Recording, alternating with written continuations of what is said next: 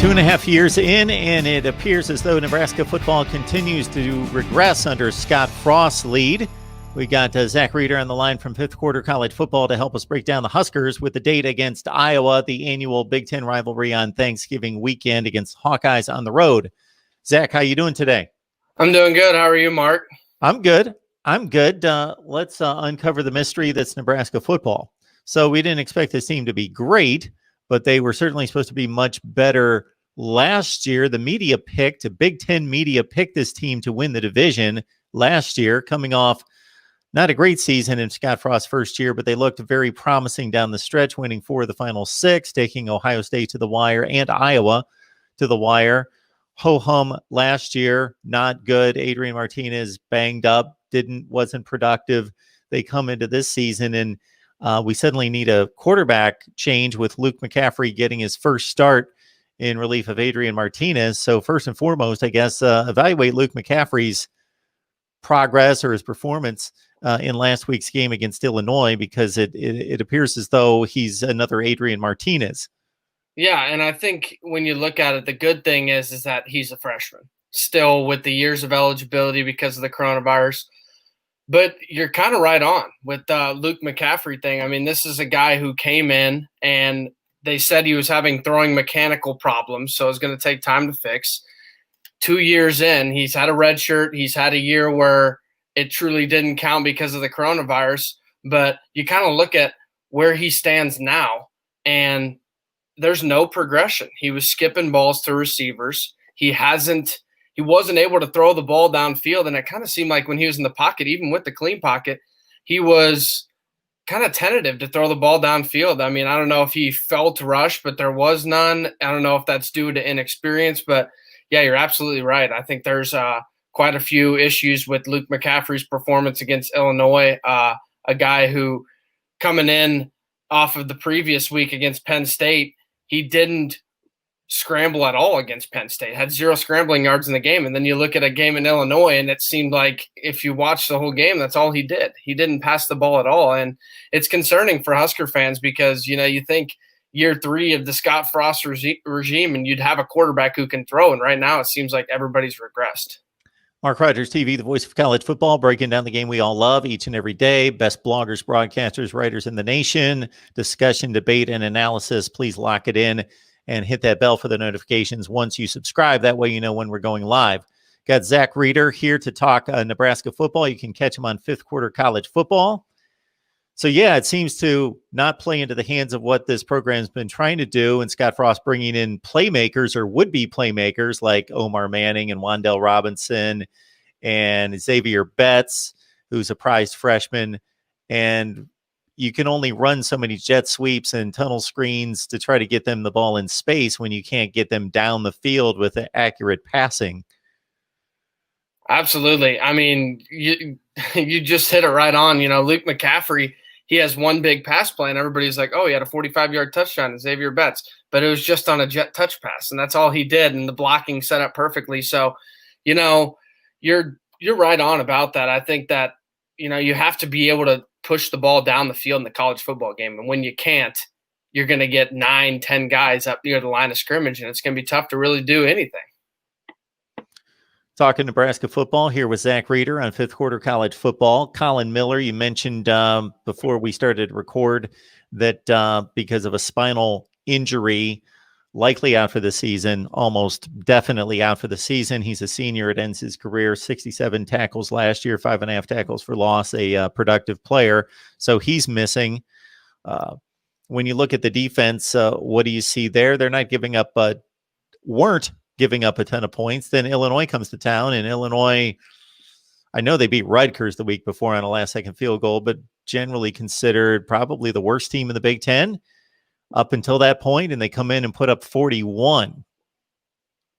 Yeah, absolutely. I mean, I was just looking into that. That's Illinois should not have won against Rutgers either. Rutgers was driving with the game in a field goal chance, and they threw an interception. That's why Illinois was able to capitalize and win that game. But, Illinois, typically one of the teams at the bottom last year, had a good season, getting to a bowl game. But, the defense was making strides. And I was talking, with a lot of Husker fans. I see it being with fifth quarter. We were talking about how at least the defenses look better. And then even that talk's gone now because it was one game against Illinois and there was nothing that works. It's like Illinois knew everything Nebraska was doing on both sides of the ball. That's just what it looked like. And that just shows you how unprepared Nebraska was, coaching staff-wise and player-wise. So it's very concerning. Colin Miller, that's a terrible injury. Just a typical run up the middle. And you could just kind of see his neck and head kind of just jolt backwards, and he was motionless for a while. It's probably going to be the end of his career, my guess being a senior and with not a ton of games left. So it's tough to see that. Nebraska's going to have guys that step up. JoJo Doman's been a productive guy on the defense at the outside linebacker position. Will Honus, a guy from Butler County Community College in Kansas, he's been able to step up here in year two under this Scott Frost regime. He was disappointing when he came in, but he's really taken a big step for the Huskers. So they're going to need more guys to step up too with the loss of Colin Miller. I certainly thought Scott Frost was the man for the job. He's an icon. He's a legend there at the school for what he accomplished on the field as a quarterback. He cut his chops and basically made his name for himself as Oregon's offensive coordinator. Developed high-powered offenses there. He goes to UCF. Of course, he comes into an 0-12 program, makes him a 13-0 team and a Peach Bowl champion, top 10 team. Then he comes home to Nebraska, and the recruiting seemed to be upgraded. I don't want to say significantly because Mike Riley was doing a decent job. They were bringing in top 25 to 30 classes, but certainly more buzz and more vibe and energy around Scott Frost's program there, and him able to, because of his name, bring in better recruits. But now we're in year three and we're not seeing any progress. That's the most concerning part, I'd say, as a Husker fan. You see all over Twitter, it's kind of been there for the last 2 years. Twitter's where, we run a lot of the fifth quarter accounts, and you see it all over. Husker fans talking about, oh my gosh, we got a 4-star, like we got this guy is going to be so good for our program. But the guy hasn't played at all. And now we're seeing a bunch of these 4-stars people were talking about 2 years ago, and they've came in and they haven't done anything, and they haven't even really got into the game. That's been the most concerning part, is that they haven't been able to develop these talented individuals. The guys at 24/7 Sports, they know how to rate these guys. They miss occasionally. Yeah, everybody does. It happens in the NFL draft, but they know the talent when they see it. And, that's the concerning part, is Nebraska hasn't been able to develop that talent hardly at all. I mean, you've seen guys like Demarion Houston, guys like Jamie Nance. Omar Manning's only been here for a few weeks, but even him, those guys haven't even seen the field at all. And they were supposed to be the guys that turned around the wide receiver position and turned around this program as far as playmakers on the outside to help these quarterbacks. They play in a division where it's a solid division. There's a lot of depth there, a lot of good teams, but there's no elite program. Wisconsin would be the top of the line, even though they lost to Northwestern last week. I think most people would consider Wisconsin year in, year out. They own the division more than anybody else.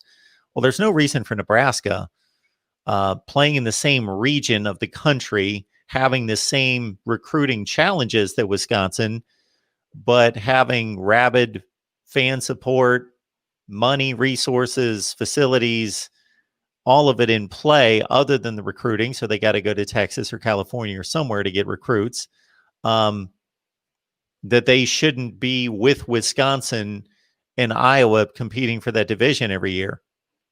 Yeah, that's the most concerning part, is that the Huskers have these guys. As far as you look at their recruiting classes, they're typically the last few years above Iowa. They're right there with Wisconsin. So they have the talent. The talent's not the problem. It's coaching at this point. And it's obvious to say that, because at first I didn't want to think it was coaching. Just like you, everybody thought Scott Frost was the guy. He was the Nebraska player. He won a national title as a player, coming off a great run at UCF. Everybody wanted to believe he was the guy. But now looking into it, year three, you're starting to see why the Huskers maybe don't have that guy, because they're looking into it and they're like, we haven't improved. We have the talent, and the talent's not showing at all, because first of all, it can't even get on the field. And if it does, there's so many holes right now on the Huskers as far as sometimes it's a secondary, sometimes it's quarterback play. Sometimes you got no playmakers at wide receiver and you're wondering why Nebraska can't take that deep shot. So I think there's a lot of problems right now, and it all comes down to coaching. And the coaching staff has to do a better job for Nebraska getting this team prepared week in and week out, off season or in season, to be ready to play games. Because last week you saw it as well. That team just wasn't ready, and they got destroyed by an Illinois team that's typically near the bottom of the Big Ten. Well, Iowa's not typically at the bottom of the Big Ten. They've beaten Nebraska 5 consecutive years. They're usually in the running for a top 25 finish, usually compete in the division, even though Wisconsin typically wins it. They just went 10-3, won a Holiday Bowl against USC. They're a capable program. And as you mentioned, Nebraska beats them in the recruiting rankings. So here we've got another matchup of a program that seems to do more with less, and then the program that does less with more. Anything in particular that stands out about this Iowa team and this matchup coming up? Yeah, I was at the game last year, Iowa-Nebraska, a really disappointing game because I don't know how many times I saw Adrian Martinez throw swing passes in that game and not take shots downfield, because when you're at games, you get a better perspective of guys that are open down the field. You get to see routes, route concepts, and there's a lot of guys that were open in that game. So it's really disappointing to see Nebraska lose that game when I thought they really should have won against Iowa last year. But when you look at this Iowa team this year, starts off disappointing, couple close losses to Purdue and Northwestern. They get back on track against Michigan State and a down Minnesota team. We can agree on that. And then a Penn State team has been really down as well, an 0-5 football team. So Iowa hasn't had too big of a challenge so far, but they have played those solid teams in the Big Ten, like a Northwestern, like a Purdue. Those teams have been able to compete this year. But when you look at Iowa, they struggled to run the ball early in the season. They've started to get on a roll running the ball with Michigan State, Minnesota, and Penn State, and it helps playing those teams to do that. But their grades on Pro Football Focus have shown that their run blocking and their running game in general has gotten a lot better over the last few weeks. I still question Spencer Petras as a quarterback. I think he's been a little bit inconsistent. For Iowa, I think he came in with kind of an ego, it looked like, and he was making a lot of passes that he really shouldn't have instead of just being kind of that system field general quarterback. So we'll see exactly what that offers. Penn State was able to put up a few points late in that game against Iowa, but for the most part, it looked really good. Defense and offense has started to click, and you're starting to see that old traditional Iowa football where they run the football with Tyler Goodson and Mekhi Sargent, and they have some weapons on the outside, Smith-Marset. They don't have the tight ends they typically have, so that's a big downfall for Iowa, but we'll see. I mean, I think it really depends in this game. It's going to come down to, can the Huskers stop the run game, because they've been able to so far for the most part this year until the Illinois game, and then who's going to commit those big turnovers? And we've seen it over the last 3 years. Typically, it's been Nebraska. I say that every game. Is Nebraska going to be the team to commit turnovers? Because they will lose if they do. And for the most part, they've been that team. So if they can avoid that and turn over Petras and make him throw some interceptions, they'll have a chance. But other than that, it's tough sledding for Nebraska right now. It's hard to be confident in that team. Yeah, as you mentioned, Sargent and Goodson got untracked against Penn State last week. Sargent went for 101 on just 15 carries and 2 touchdowns. Goodson 20 for 78 and a score.